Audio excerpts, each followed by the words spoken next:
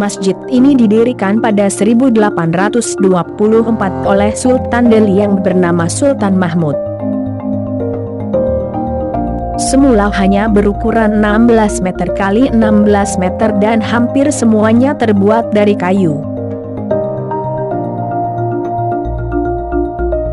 Setelah 60 tahun kemudian atau pada 1884, masjid ini dipugar sekaligus dibangun secara permanen.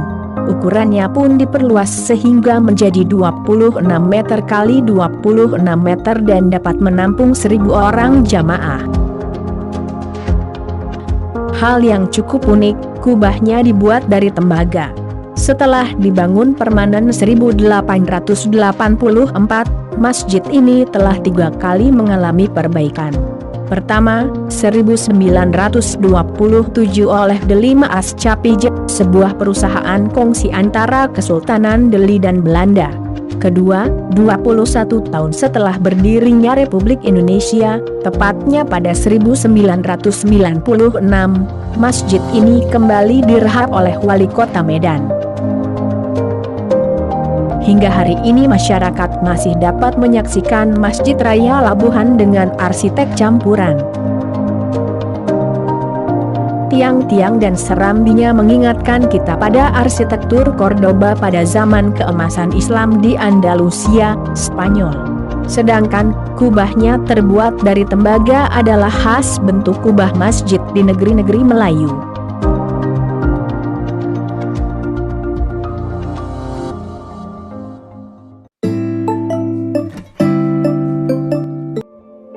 Masjid Azizi terletak di daerah Langkat, Tanjung Pura, Sumatera Utara, didirikan oleh Tengku Sultan Abdul Aziz bin Tengku Sultan Hajah Musa Al-Khalidi Al-Muazzaz Hamsyah, Raja Langkat yang berkuasa antara 1862 sampai 1896.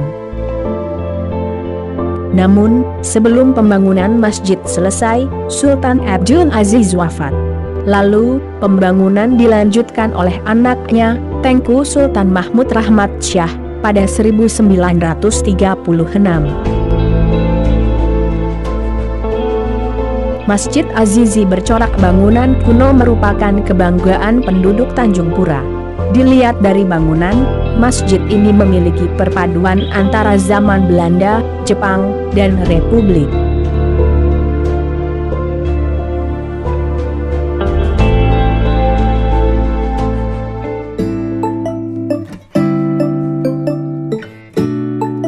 Masjid Raya Al-Mashun merupakan masjid negara pada masa kejayaan Kesultanan Melayu Delhi, yang pada saat ini masuk dalam wilayah Provinsi Sumatera Utara. Pembangunan masjid ini dimulai pada 1906 dan selesai pada 1909. Secara keseluruhan, biaya pembangunan masjid ditanggung sendiri oleh Sultan Mamun Al-Rashid Perkasa Alam Sejah IX yang menjadi sultan ketika itu. Untuk membangun masjid yang indah dan megah itu, Sultan terpaksa menggunakan arsitek dari Belanda, yaitu J.A. Tindeman. Lantai masjid ini terbuat dari marmer Italia dan lampu kristal gantung yang langsung didatangkan dari Prancis. Saat ini, selain menjadi tempat ibadah kaum muslim, masjid ini juga menjadi objek wisata yang selalu ramai dikunjungi wisatawan lokal dan mancanegara.